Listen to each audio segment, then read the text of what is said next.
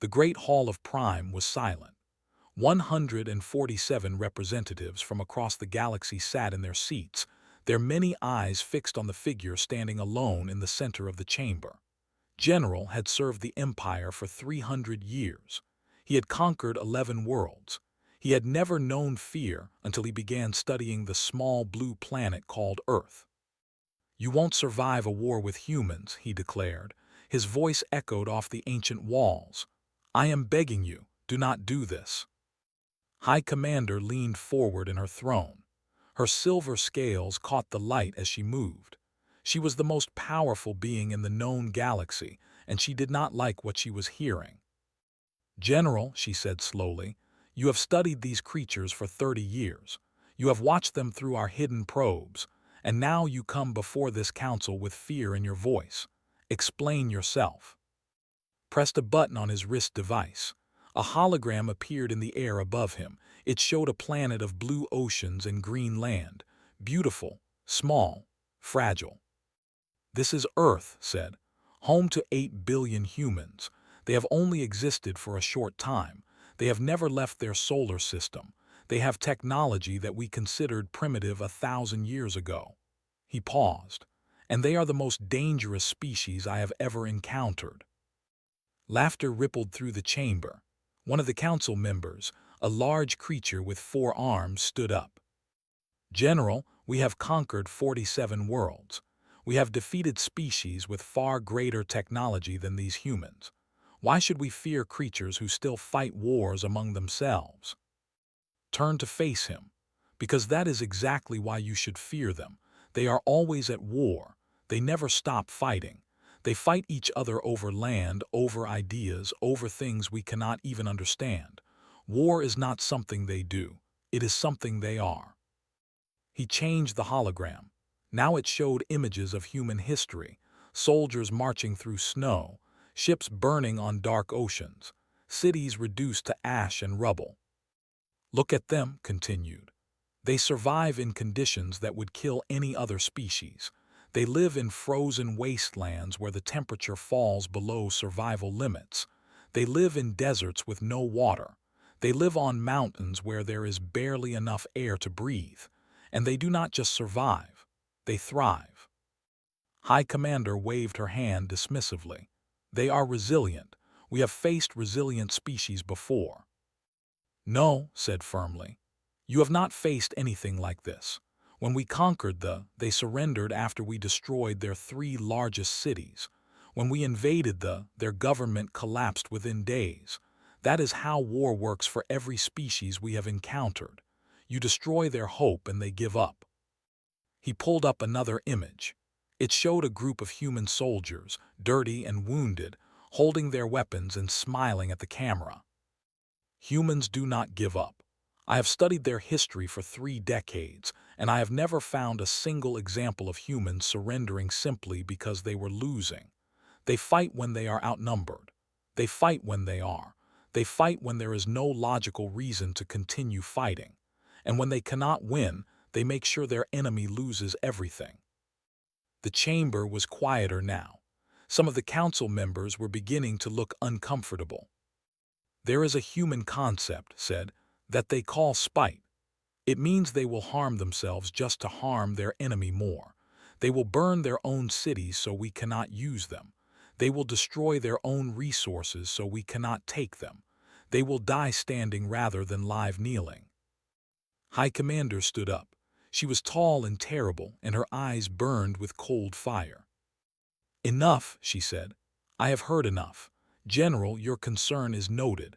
But the Empire does not turn away from conquest because of fear. We will take Earth. We will add humans to our collection of subjects, and you will watch as I prove your warnings wrong." Lowered his head. He had known this would happen, but he had to try. "Then I ask only one thing," he said quietly. "When this is over, remember that I warned you." Far away on the planet Earth, Captain Park sat in his chair at the United Earth Defense Force monitoring station. It was 3 in the morning and he was tired. He had been watching the same section of space for 6 hours and nothing had happened. Nothing ever happened. Then his screen lit up with red warnings. sat up straight. His heart began to beat faster. The sensors were detecting something at the edge of the solar system, something big, something that was not supposed to be there. He ran the numbers again. Then he ran them a third time because what he was seeing was impossible. 3,000 objects, moving in formation, heading directly toward Earth. Grabbed his communicator. His hands were shaking, but his voice was steady when he spoke. "Admiral, this is Captain Park at Station 7. We have contact. Repeat, we have contact. Unknown fleet approaching from Sector 9. Estimated arrival at Mars orbit in 48 hours. There was silence on the other end. Then a woman's voice responded. Admiral had been in the military for 30 years. She had prepared for this day her entire career, even though she never truly believed it would come. "How many ships?" she asked. Swallowed hard. 3,000, Admiral, at least 3,000. Another pause. When spoke again, her voice was calm and cold. "Activate Protocol Omega. All stations, all forces, this is not a drill." Within minutes, the message was spreading across Earth and the colonies. Military bases went to high alert. Civilians were directed to emergency shelters.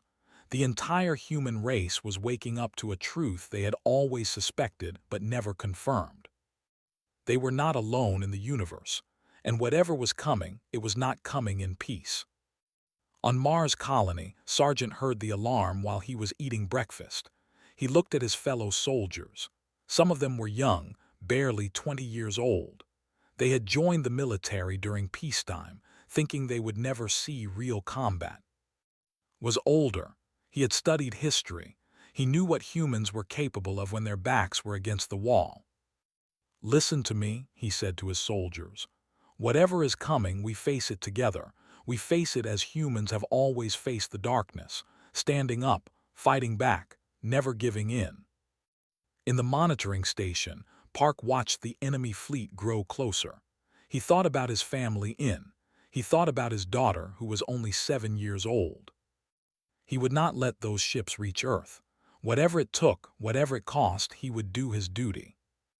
The humans did not know what was coming for them, but they did not know what they were walking into either.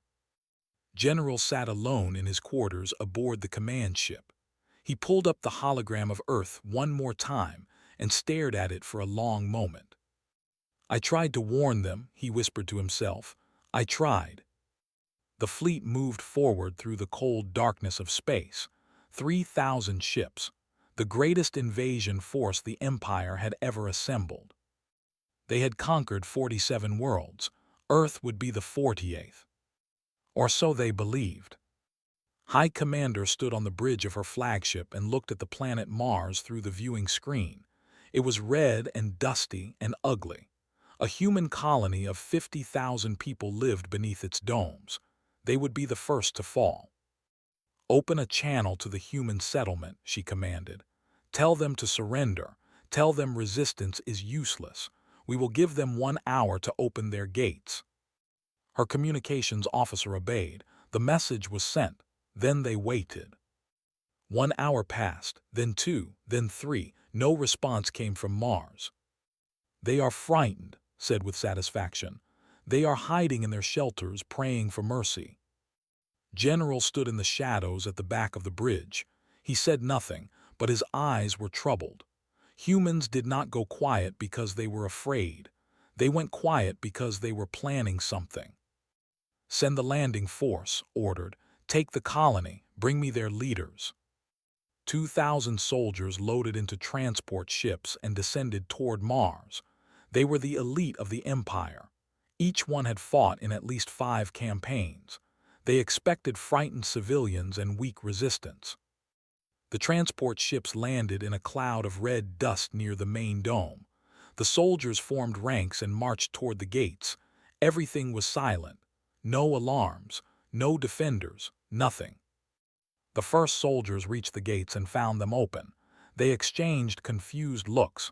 This was too easy. Sergeant watched them from a hidden position 300 meters away. He counted the enemy soldiers as they entered the dome. 100, 200, 500. Let them in, he whispered into his communicator. Let them all in. The soldiers spread through the empty streets of the colony. The buildings were abandoned. Food was still sitting on tables. It looked like the humans had fled in panic. Then gave the order. Now, the walls exploded. Hidden charges that the humans had placed days ago tore through the ranks. Soldiers who had been walking calmly down streets suddenly found themselves in a storm of fire and metal. Buildings collapsed on top of them. The ground opened up beneath their feet, dropping them into pits filled with sharp stakes. And then the humans came. They came from everywhere, from underground tunnels, from hidden rooms, from places the scanners had somehow missed. They were not soldiers in the way they understood soldiers. They were farmers and engineers and teachers, and they fought like demons. Led the charge himself. He was 53 years old, too old for frontline combat by military standards, but he had refused to stay behind while young soldiers died. He moved through the chaos with his rifle, taking down one enemy after another. They were better trained, they had better weapons, they had better armor, but they had never experienced anything like this. A young officer grabbed his communicator. We need support, we need air support, they are everywhere. Up in orbit heard the chaos through the communication channel. She heard screaming. She heard explosions. She heard her soldiers dying. How is this possible? She demanded. They are primitives. General stepped forward. I told you, Commander, they do not fight like other species. They do not line up in formation and wait to be killed. They fight dirty. They fight smart. And they never stop. On Mars, the battle continued for 6 hours. When it was over, 2,000 soldiers were dead or captured. The humans had lost 112. The colony still stood. Walked among the captured. They looked at him with something he had never seen in alien eyes before: fear. One of them, a young soldier with green scales, spoke in broken human language. Why you fight so hard? This just dust planet, not even your. Knelt down to look at him. His face was covered in dirt and blood, but his eyes were calm. Because it is ours, he said simply, and you came here to take it. In the space around Mars, a different kind of battle was happening. Lieutenant Sarahan had been flying fighters for 10 years. She was the best pilot in the fleet. Everyone knew it, and today she would prove it. Her squadron of 12 stealth fighters had been hiding in the asteroid belt for 3 days, waiting for the signal. When it came, they moved like shadows through the darkness. The supply ships were not warships. They were big and slow, carrying food and ammunition for the invasion force. They had minimal weapons and basic shields. They were not expecting an attack. Sora's first missile hit the engine of a supply ship. The explosion was silent in the vacuum of space, but it was beautiful. The ship broke apart and began to drift. Strike 2 confirmed, her wingman reported, moving to target 3. They destroyed 17 supply ships in less than 30 minutes. The warships scrambled to respond, but by the time they reached the area, Sora and her squadron had vanished back into the asteroid belt. This is Ghost Leader to command, Sora reported. Mission complete. 17 confirmed kills, no losses, returning to shadow position.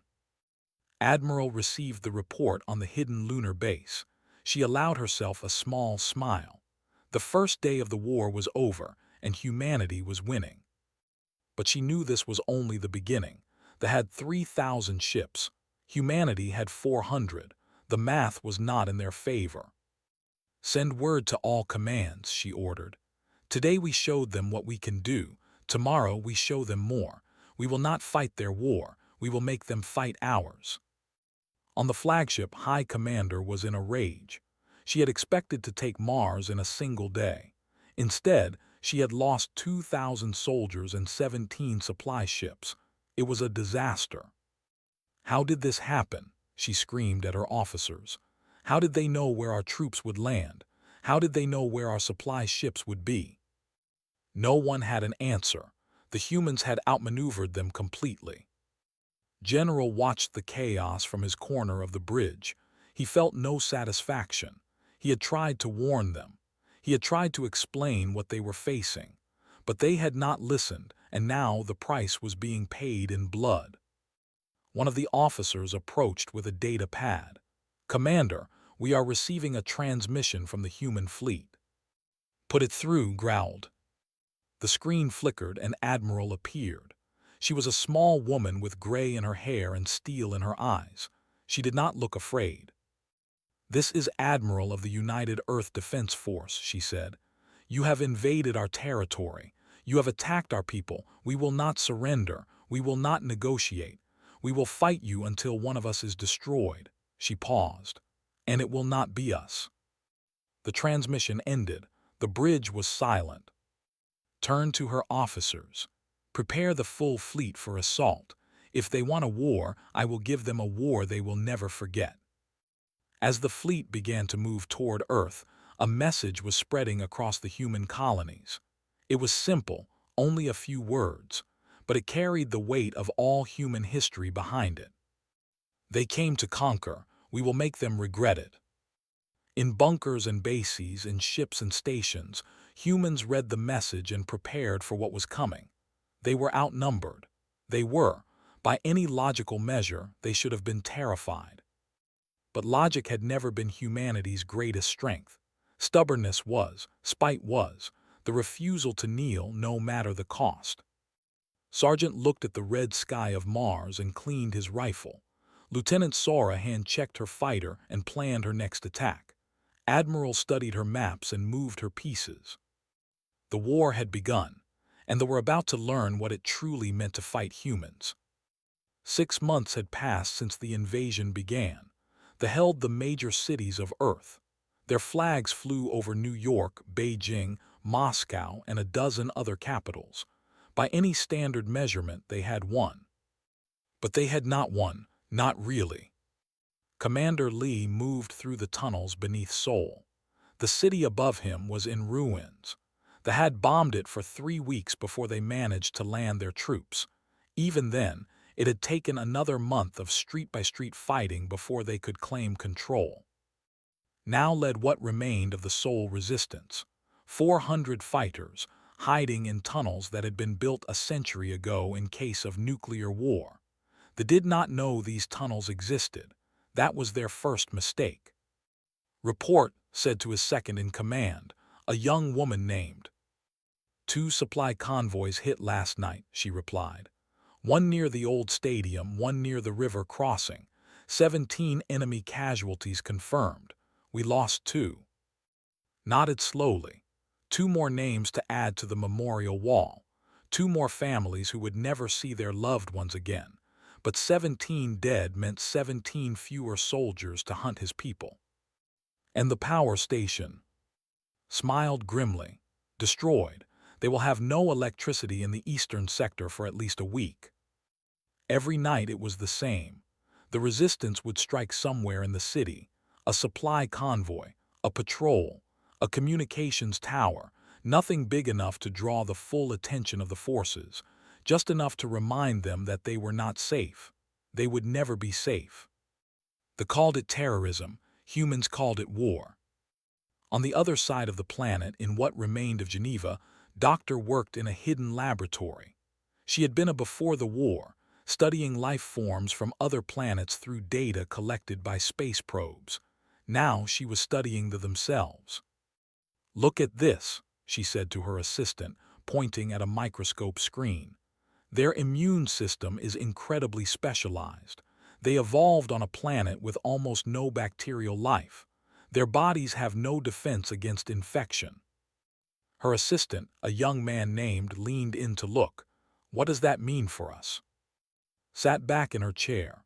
She had not slept in 3 days.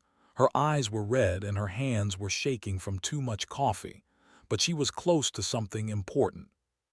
"It means Earth is killing them. Every breath they take, every drop of water they drink, every piece of food they eat is filled with microorganisms that their bodies cannot fight. They are getting sick. Slowly but surely they are dying." This information was sent to Admiral at the hidden lunar base. When she read the report, she understood immediately what it meant. They could not hold Earth. Even if they killed every human soldier, the planet itself would destroy them. But that was a long-term solution. In the short term, humans were still dying every day. The occupation was brutal. Anyone suspected of helping the resistance was executed publicly. Food was rationed. Movement was restricted. Life under rule was a nightmare. High Commander had established her headquarters in the ruins of Tokyo. She spent her days receiving reports of attacks and failures, and her nights were haunted by the faces of dead soldiers. "We should have listened too," one of her officers muttered one evening. "Heard him?" She turned slowly, her eyes burning with cold rage. "Say that again," she whispered. The officer went pale. "I apologize, Commander. I spoke without thinking." "Yes," said, "you did. And if you speak without thinking again, I will remove your ability to speak at all." But deep down, in the part of herself she would never show to anyone, knew the officer was right. They had underestimated the humans. They were paying the price. General was recalled from exile and brought to Earth. When he walked through the occupied cities, he saw what he had predicted. Soldiers who flinched at every shadow, officers who slept in full armor, an occupying force that was slowly going mad from fear and sickness. He found in her command center, staring at a map of the planet.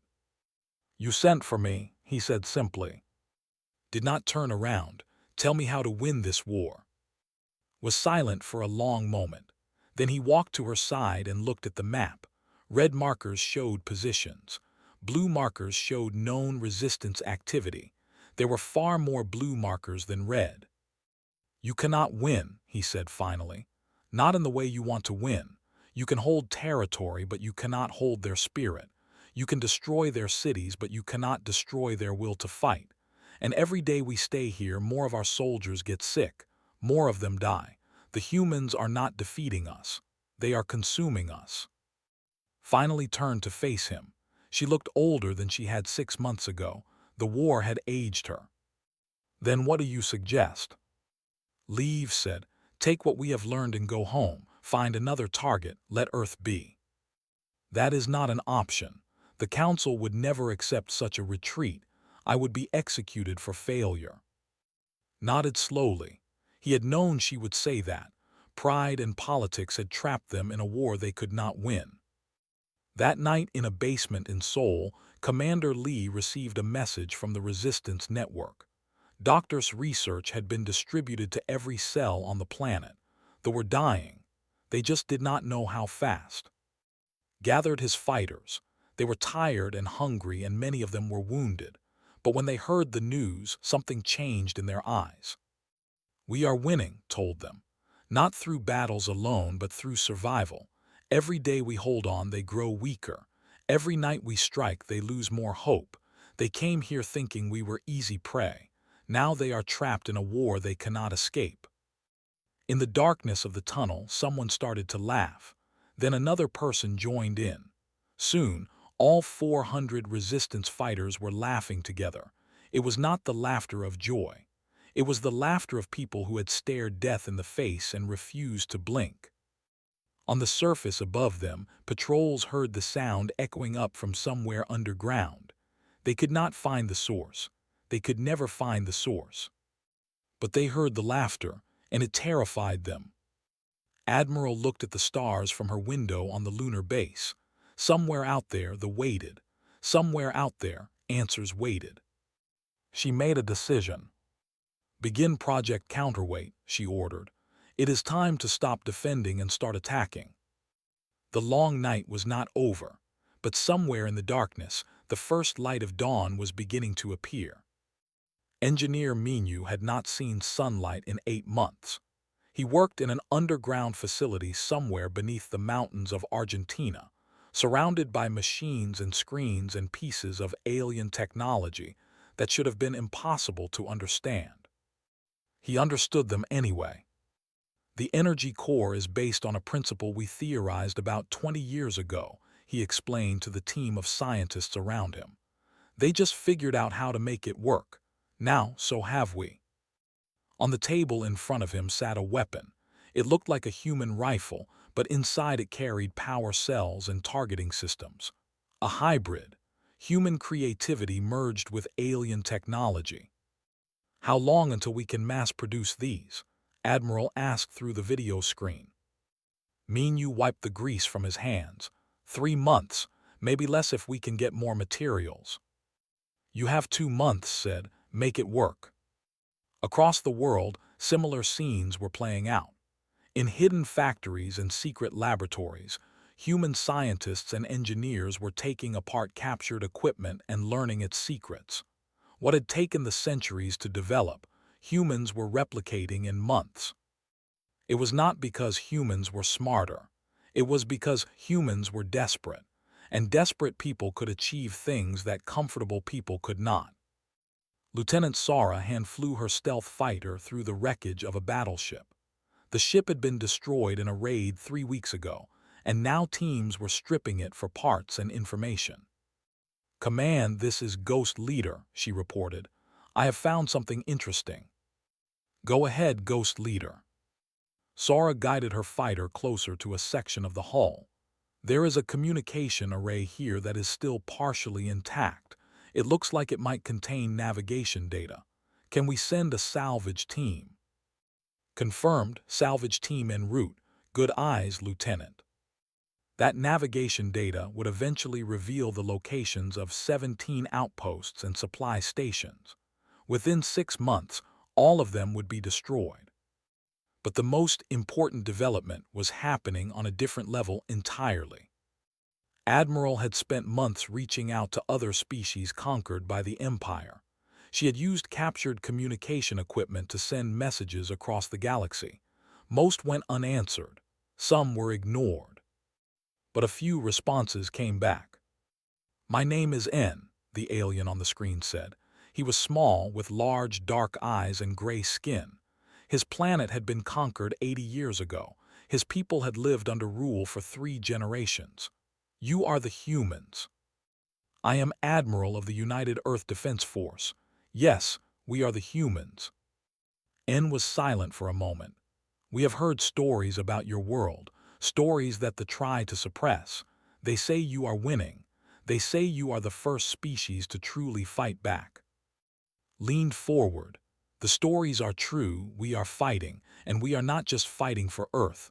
We are fighting for every world they have conquered. Join us, help us. Together we can end their empire." It was a bold offer, perhaps too bold, but knew that wars were not won only through weapons and soldiers. They were won through alliances, through unity, through giving people a reason to hope. N looked at something off-screen. When he turned back, there was something new in his eyes. "Tell us what you need," he said. The alliance began small. Information mostly. The locations of bases, the weaknesses in their supply lines, the political divisions within their empire. But information was power, and power was everything. In the skies above Earth, a legend was being born. Pilot had been a commercial pilot before the war. She had flown passenger ships between Earth and Mars, a routine job with routine days. When the invasion came, she joined the military. Now she flew a modified fighter that was half human and half. She called it the Ghost. It was faster than anything they had, and she knew how to use every bit of its speed. Her 23rd mission was to destroy a carrier that had been bombing civilian targets in Southeast Asia. The carrier was surrounded by 50 escort ships. Military intelligence said it was impossible to reach. Did not believe in impossible. She approached from the direction of the sun, using its glare to hide her signature. She flew through the escort formation so fast that their weapons could not track her. She fired her missiles at point-blank range into the carrier's engine core. The explosion lit up the night sky like a second sun. As she flew away from the burning wreckage, she opened a communication channel.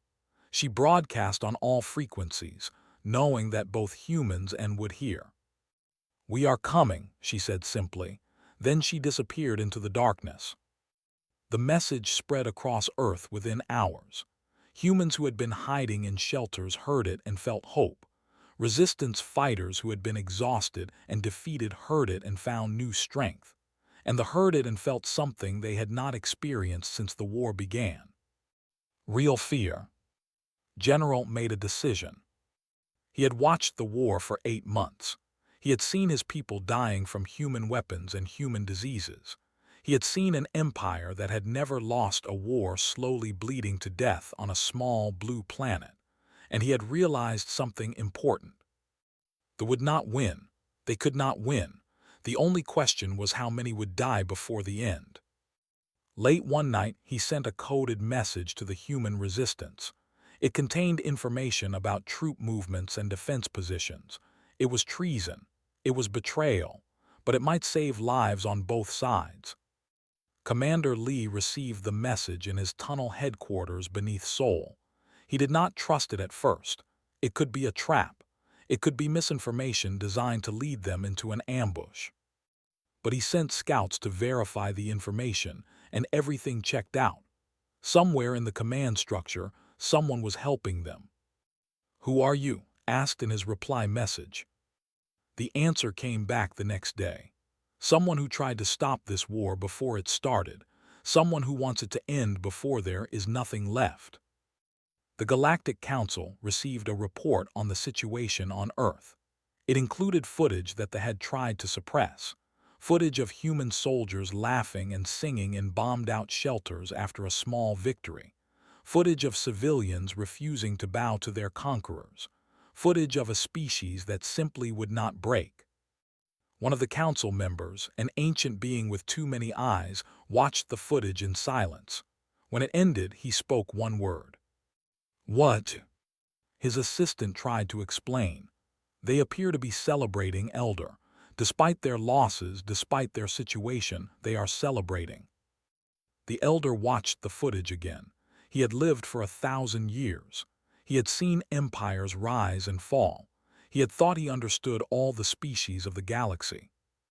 He did not understand this. "What are they?" he whispered. Back on Earth, Minu finished the first batch of hybrid weapons. Doctor completed her research on biological weaknesses. Admiral finalized the plans for the counteroffensive, trained new pilots. Lee rebuilt his resistance network. General continued to send information. And somewhere in the rubble of a destroyed city, a child asked her mother when the bad aliens would go away. Her mother looked at the sky, where human fighters were engaging ships in a distant battle. "Soon," she said, "very soon." The adaptation was complete. Humanity had taken everything they had thrown at them, and they had used it to become stronger. The prey had become the predator. Now it was time to hunt. The rebuilt human fleet launched from hidden bases across the solar system. 400 ships had become 600, reinforced with captured technology and crewed by soldiers who had spent a year learning to hate their enemy. Captain Park stood on the bridge of the battleship Unity. Around him, his crew prepared for the fight of their lives. Many of them had lost families in the invasion. All of them had lost friends. This was not just a battle for them. It was revenge. "All ships report ready," his tactical officer announced. "The fleet is awaiting your command, Captain." Looked at the screen showing the position. High Commander had gathered most of her remaining forces around Earth, protecting the flagship.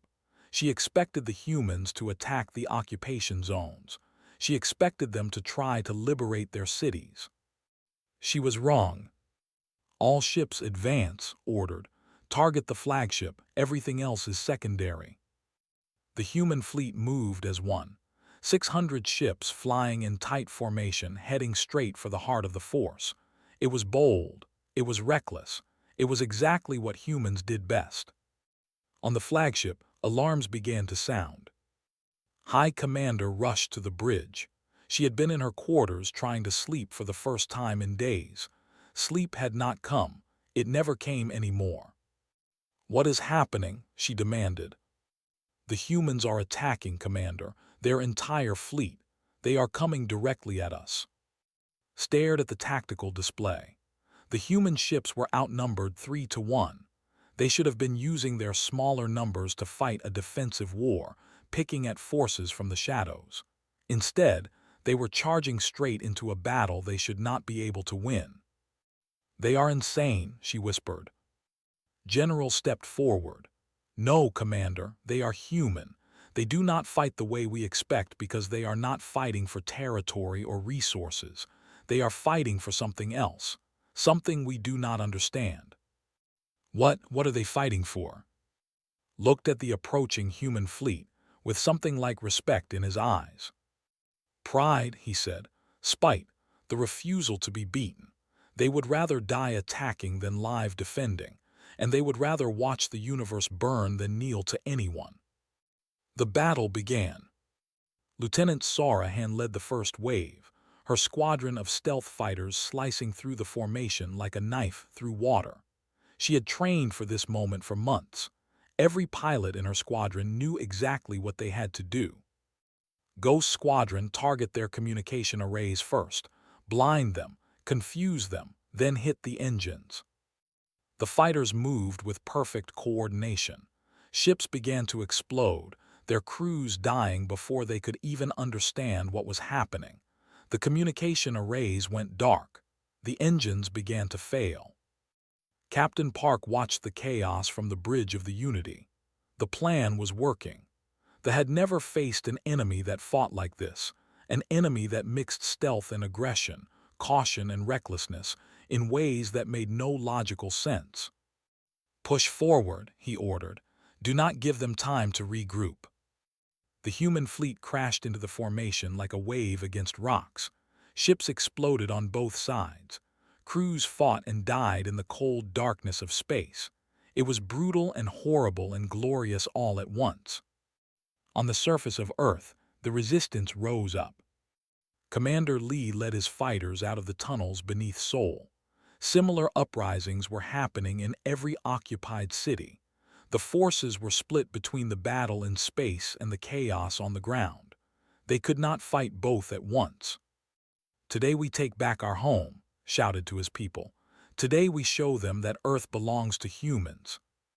The streets of Seoul became a resistance. Fighters who had spent a year hiding in shadows now fought in the open. They pushed the back block by block, building by building. Doctor led a medical team through the chaos, treating wounded fighters and providing support. She had spent the war in laboratories, but today she wanted to see the end with her own eyes. In space, the battle reached its climax. Captain Park brought the Unity alongside the flagship. Boarding parties launched across the gap between the ships, crashing through hull plates and forcing their way inside. Led the assault himself. He fought through corridors filled with smoke and fire, his rifle cutting down enemy soldiers. Behind him, warriors from 12 different nations followed, united in a way humanity had never been before. The invasion that was meant to destroy them had forged them into something stronger. They reached the bridge. The doors were locked, but Minyu had given them tools to deal with that. Explosive charges blasted the doors open and charged through with his soldiers. High Commander stood in the center of the bridge, surrounded by her remaining guards. Her eyes were wild, her scales dull with stress and illness. The war had broken her. "Surrender," said, his weapon aimed at her chest. "It is over." Looked at him. She looked at the human soldiers who had invaded her ship. She looked at the screens showing her fleet being destroyed, her empire crumbling. "How?" she asked, her voice barely a whisper. "How did you do this? You were supposed to be primitives. You were supposed to surrender. You were supposed to break." Lowered his weapon slightly. "We are human," he said. "We do not break." General stepped forward from the shadows of the bridge. He had been waiting, hidden, hopping for this moment. "Surrender, Commander," he said softly. "Save what remains of our people. The war is lost." Turned to face him. For a long moment she was silent. Then something in her seemed to collapse. "Send a message to the Galactic Council," she said to her communications officer. "Tell them what has happened here. Tell them to avoid the humans. Avoid them at all costs." The message was sent. Across the galaxy, hundreds of species heard the last words of the invasion fleet. It was a warning, a plea, an admission of defeat. On Earth, Commander Lee planted a human flag on the steps of the Seoul City Hall. Resistance fighters cheered around him, their voices rising into the smoke-filled sky. In Geneva, Doctor broadcast a message to the world. "The occupation is over. Earth is free. We have won."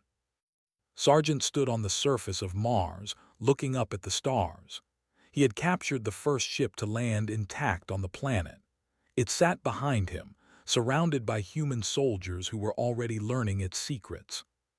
Pilot flew over the ruins of her, watching liberation celebrations in the streets below. She allowed herself to cry for the first time since the war began. And on the bridge of the flagship, High Commander looked at Captain Park and asked the question that had haunted her since the beginning. Why would you not stop fighting? Even when you were losing, even when it seemed hopeless, why did you not just give up? Thought about the question. He thought about his family. He thought about his daughter. He thought about all the people who had died and all the people who had survived. "Because giving up is not something humans do," he said finally. "We fight, we adapt, we survive, and we never ever forget." Closed her eyes. The war was over. But the memory of what humans could do would last forever.